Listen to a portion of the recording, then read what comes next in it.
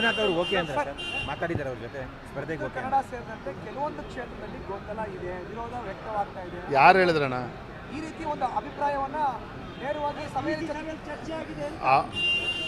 ಅಭಿಪ್ರಾಯಗಳು ಏನೇ ಇದ್ದರೂ ಸಹ ಅಂತಿಮವಾಗಿ ನಮ್ಮ ಕೇಂದ್ರದ ವರಿಷ್ಠರು ಸೆಂಟ್ರಲ್ ಎಲೆಕ್ಷನ್ ಕಮಿಟಿ ಏನಿದೆ ಎಲ್ಲವೂ ಕೂಡ ತೀರ್ಮಾನ ಮಾಡ್ತಾರೆ. ಗೊಂದಲ ಅಂತಕ್ಕಂಥ ಪ್ರಶ್ನೆ ಇಲ್ಲ.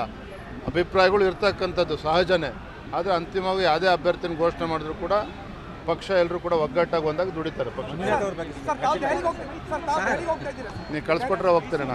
ಯಾಕೆ ಮಂಜುನಾಥ್ ಅವರು ಬಿಜೆಪಿಯಿಂದ ಸ್ಪರ್ಧೆ ಮಾಡ್ತಾರೆ ಅಂತ ಹೇಳಕ್ಕೆ ಯಾರು?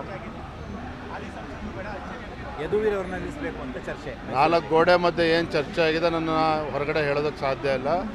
ಆದರೆ ಉತ್ತಮ ಗೆಲ್ತಕ್ಕಂಥ ಅಭ್ಯರ್ಥಿಗಳನ್ನು ಈ ಬಾರಿ ಎಲ್ಲ 28 ಕ್ಷೇತ್ರದಲ್ಲಿ ಕೊಡ್ತೇವೆ. ಮಂಜುನಾಥ್ ಅವರು ಓಕೆ ಅಂತ ಸರ್ ಮಾತಾಡಿದ್ದಾರೆ ಅವ್ರ ಜೊತೆ ಸ್ಪರ್ಧೆಗೆ ಓಕೆ. ಕನ್ನಡ ಸೇರಿದಂತೆ ಕೆಲವೊಂದು ಕ್ಷೇತ್ರದಲ್ಲಿ ಗೊಂದಲ ಇದೆ, ವಿರೋಧ ವ್ಯಕ್ತವಾಗ್ತಾ ಇದೆ. ಯಾರು ಹೇಳಿದ್ರಣ್ಣ? ಈ ರೀತಿ ಒಂದು ಅಭಿಪ್ರಾಯವನ್ನ ನೇರವಾಗಿ ಸಭೆಯಲ್ಲಿ ಚರ್ಚೆ ಆಗಿದೆ. ಅಭಿಪ್ರಾಯಗಳು ಏನೇ ಇದ್ದರೂ ಸಹ ಅಂತಿಮವಾಗಿ ನಮ್ಮ ಕೇಂದ್ರದ ವರಿಷ್ಠರು ಸೆಂಟ್ರಲ್ ಎಲೆಕ್ಷನ್ ಕಮಿಟಿ ಏನಿದೆ ಎಲ್ಲವೂ ಕೂಡ ತೀರ್ಮಾನ ಮಾಡ್ತಾರೆ. ಗೊಂದಲ ಅಂತಕ್ಕಂಥ ಪ್ರಶ್ನೆ ಇಲ್ಲ. ಅಭಿಪ್ರಾಯಗಳು ಇರ್ತಕ್ಕಂಥದ್ದು ಸಹಜನೇ. ಆದರೆ ಅಂತಿಮವಾಗಿ ಯಾವುದೇ ಅಭ್ಯರ್ಥಿನ ಘೋಷಣೆ ಮಾಡಿದ್ರು ಕೂಡ ಪಕ್ಷ ಎಲ್ಲರೂ ಕೂಡ ಒಗ್ಗಟ್ಟಾಗಿ ಒಂದಾಗಿ ದುಡಿತಾರೆ. ಪಕ್ಷ ನೀವು ಕಳಿಸ್ಕೊಟ್ರೆ ಹೋಗ್ತೀರಣ್ಣ. ಯಾಕೆ ಮಂಜುನಾಥ್ ಅವರು ಬಿಜೆಪಿಯಿಂದ ಸ್ಪರ್ಧೆ ಮಾಡ್ತಾರೆ ಅಂತ ಹೇಳಕ್ಕೆ ಯಾರು?